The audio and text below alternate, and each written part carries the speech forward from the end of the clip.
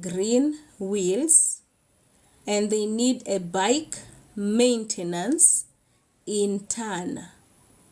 Bike, wacha kwanza to confirm hii ni ya Kenya. Okay, yes, it's in Kenya.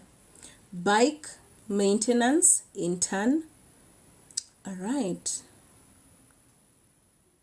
Okay, it's all about electric bikes maintenance and repairs.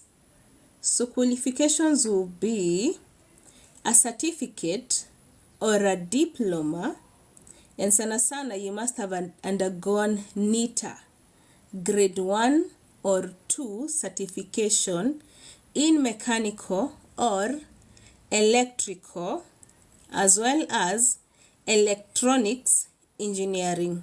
Okay, and also if you do have a motorbike DL, that will be an added advantage.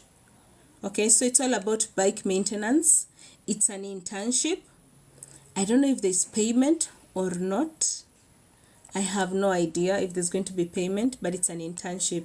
So if you have maybe electronics engineering, electrical or mechanical NITA certified, please check this out. I'm gonna share it on my LinkedIn page also, Miss Nyawira Geeks on LinkedIn.